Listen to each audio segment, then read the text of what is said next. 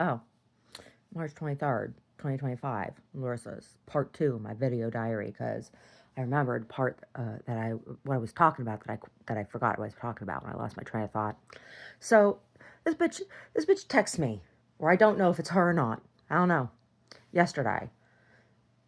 Oh, oh, hello, dear Larissa.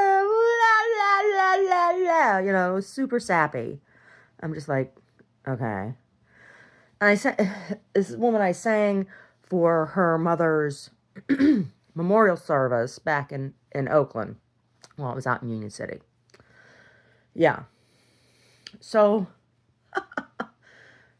this was years ago. This was when we were living back in Oakland. And I'm just like, number one, if it is you, fuck you. And if it isn't you, whoever it is, fuck you. So, at the time that I'd sang this memorial service, I'd been singing funerals and weddings and stuff all over the diocese and special masses for the sick and all that shit for free. For free, right? For free. For free. And a lot of the weddings and stuff, and fucking gangbanger bullshit, right? Like, choir director or whatever would come to me, oh, you want to sing this? Or we need somebody to sing that, blah, blah, blah. I'm like, all right, whatever, I'll go do it. So I did this. And it was around the same time that it was just before I went and did the launch showcase, and when we went to Vegas then, because that was a back-to-back trip. And it was also around the time that I was playing with Tommy Lafferty, this asshole Greg, and this other asshole Mike. They were all assholes. They were shitty assholes. Yeah. And they stole a bunch of my intellectual property. One of them did because they worked for Industrial Light Magic, and a whole bunch of shit that we were working on started then after that showing up in Miley Cyrus fucking videos and bullshit. Miley Cyrus is trash. The whole industry is trash. I hate musicians. I hate music. I hate all those people. Right? It's like, okay, great, be successful, do you, make whatever art it is, but why does it have to be at my expense or at anybody else's expense, right? I don't begrudge anybody being famous or whatever, or wealthy or whatever. Just why do you have to steal from me to do it? And then tell me that I'm not allowed to, like, do anything, right? So, there's this guy at church, Robert Vargas, who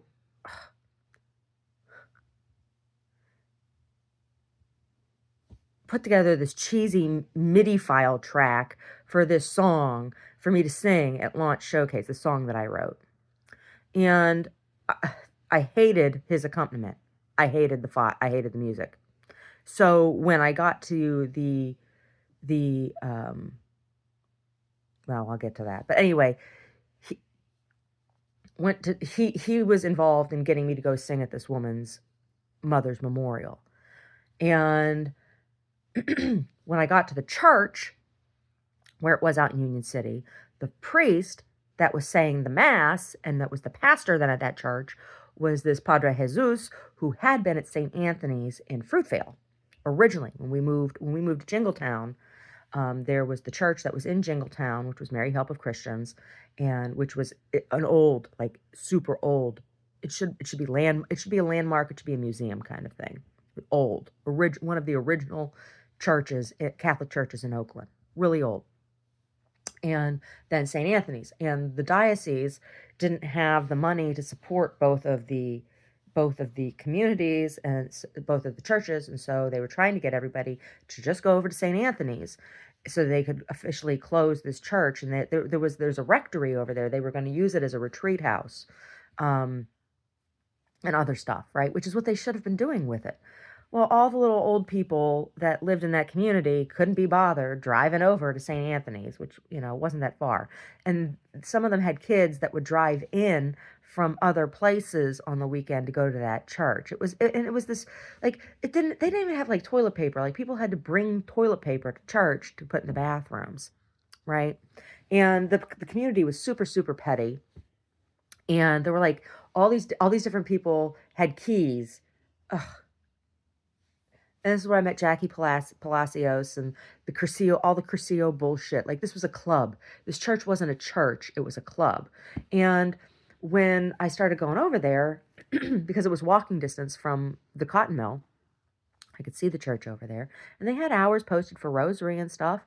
And they wouldn't let me in at first to come in to say rosary. I don't even say rosary anymore. I'm like fuck you with your it wasn't for me. It was spiritual practice, but like for all of these other I'm just like, no, not interested anymore. And I'm just like, whatever, my art is my prayer, whatever. It just, I got so turned off by the sanctimonious and behavior and the treatment and the thuggery and the bullshit and the manipulation that happened through this community that was supposed to be, oh, we're so religious, blah, blah, blah. Anyway, they were trying to close that church, and there were a lot of gangbangers that went to that church, as well as over to St. Anthony's. And Padre Jesus confirmed this for me, because there was like all this weird stuff that was going on. And so that's why I made an appointment to meet with him, because I'm like, okay, I've heard all this weird gossip and people have behaved in a very strange way towards me. I'm just trying to go to church and it's in my neighborhood, so I made this appointment to talk to him. And the style of the church, I knew it was a Rom community. I knew it was. Whether it was Spanish speaking, Portuguese speaking, or whatever the fuck it was. I knew it was a Rom community based on the way people were acting, because I kind of recognized it, right? I'm like, oh yeah, my family kind of does the same kind of thing. And I'm like, and that's why I don't talk to them. Right? And I also recognized the aesthetic of the church and everything. It looked like the churches in Nanny Glow. So anyway, I go up to St. Anthony's. And I had the meeting with Padre Jesus. And everybody, all the women were like crazy over him. He was a very, very attractive man. Very, very attractive. Like, he could have modeled. Like, very attractive man. And so all these women and the little gossipy Spanish speaking community, blah, blah, blah, blah, called him Father Hot Pants. Well, because they were always saying, oh, he flirts with everyone. It's like, no, I observed. I never saw the man flirt with anyone. Never saw the man flirt with anyone. There were all of the volunteers in the office and everything were women.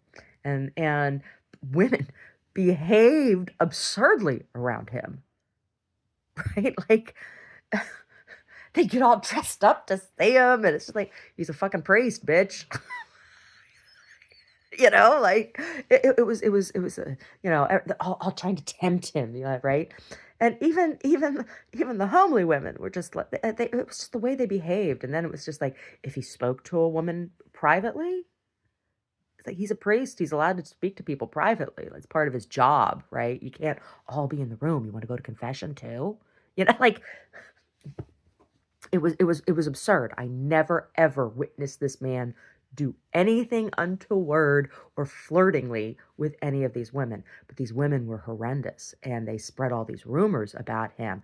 Well, he was organizing bus trips to Sacramento for stuff revolving around human trafficking, anti-human trafficking. That was the work he was doing. That was like his that was his mission. And part of the reason why is he and I talked. We talked for like an hour and a half in his office when I went over there. He explained to me that they had a huge problem in Fruitvale, and he's the one who explained to me what International Boulevard was, because I had seen it, and I was telling him what my concerns were in the neighborhood, and talking about seeing the little girls from the church down giving blowjobs on the train tracks to different men and stuff. Like, I was witnessing this right out of my window, and I recognized the girls from church.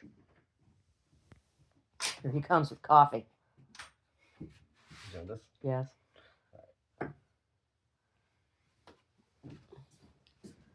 Yeah.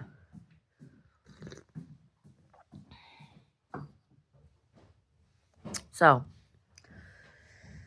he explained the problem and that it was an internationally known spot that people traveled from places all over the globe specifically for trafficking children in Oakland, that it was the capital of North America of child sex trafficking specifically. And I'd been doing anti-human trafficking advocacy. This is how I got involved. I had already been doing it. As a result of, having been trafficked myself and having been sexually abused myself through music industry, and then my family totally not accepting that, and rejecting all of that, just like they did in high school, when I was sexually assaulted and trafficked. So, which, I learned when I went through the counseling program with Baywar, that that is common. That's the way most families respond. Most families are like, no, you're just a little slut, right? I don't talk to my family. Like, yeah, they're awful. They're awful. So the family situation becomes as abusive. So anyway, he and I talked about all of this and about the work that I was doing. And he's like, oh, yeah, here at the church, at that time, there had been a number of incidents, but the most recent one that they had had at that time was a 15-year-old boy who was a pimp shot a 13-year-old girl in the narthex of the church there, in the foyer of the church. And it was the most recent event, but it wasn't an isolated event. There had been a number of shootings on the church property. And so like all of this was like escalating. And so he had been organizing groups for anti-human trafficking, asking the state for help and to recognize that this was a problem at that time. And meanwhile, Jackie Palacios and her Curcio Club were spreading rumors that as she called him, Father Hot Pants, was fucking all the women in the church, which was a lie. This woman spread so many fucking rumors, and that's what she did to anyone who threatened her authority. Like she was, queen bee of the church community, right? Oh, she was awful. She was awful. And Miss Kitty Pants did not like her. Miss Kitty Pants liked everybody. There have only been a couple people that Miss Kitty Pants has not liked. And had I listened to Miss Kitty Pants both times, my life would have been much better off. She didn't like Jason Huber, and she didn't like Jackie Palacios. And those are two people, had I taken Miss Kitty Pants' advice, that my life would have been much better. Anyway, when I got out to the church in Union City to sing for this event, he's there. He's the priest. That's where they moved him.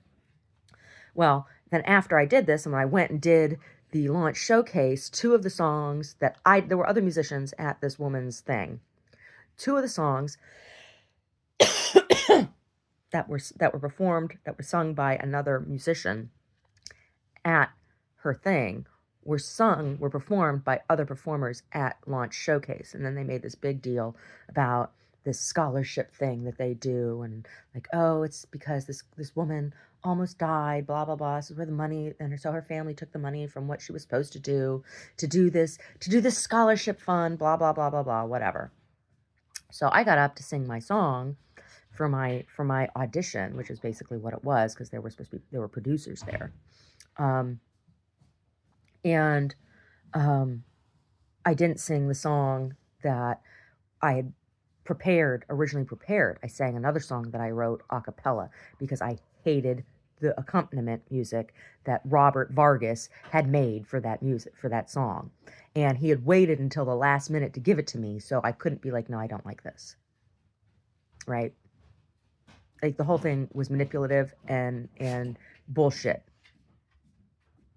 It sounded like a fucking MIDI file. It sounded like a Sunday Psalm MIDI file for church practice is what it sounded like. It sounded like shit, and there was no way I was going to audition with that.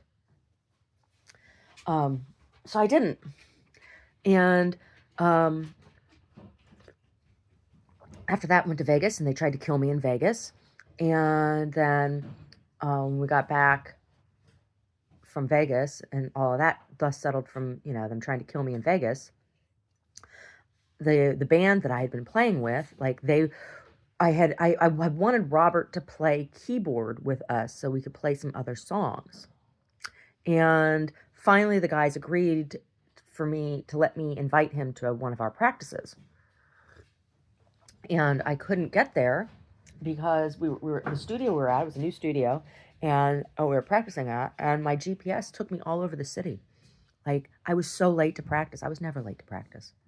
I was so late to practice, and I was really upset because it took me through some pretty nasty parts of town where, like, I didn't even want to stop my car to try to figure out where I was. I wanted to just get the fuck out of there, right? Like, it wasn't safe to stop kind of places. So by the time I got to practice, I was really upset.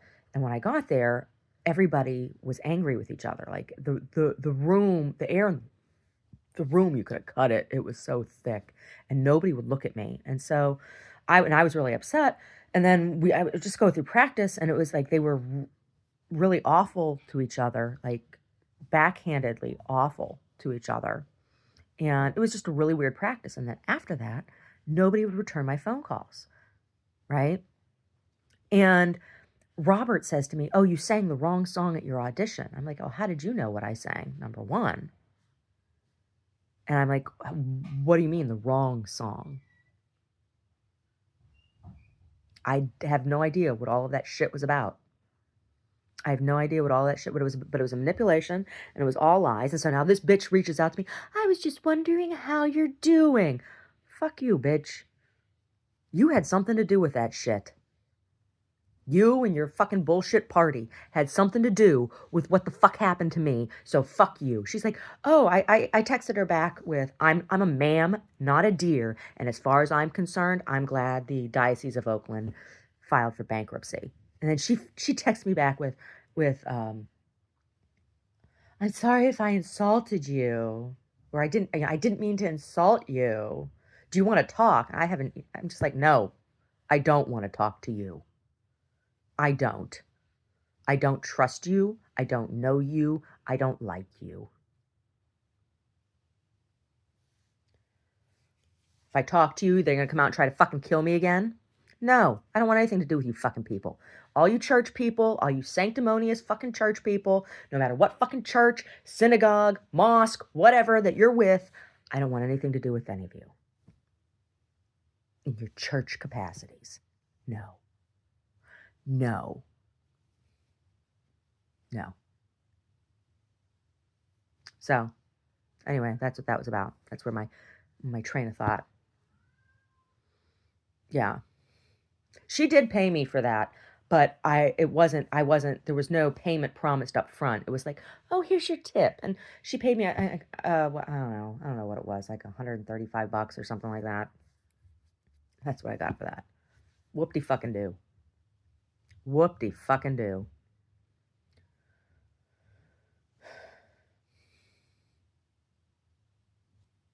That was like 10 years ago. You're gonna reach out to me now, 10 years later? Fuck you. Fuck you. "I was just thinking about you." Why were you thinking about me? Why? Why? Why? Wondering if I was dead?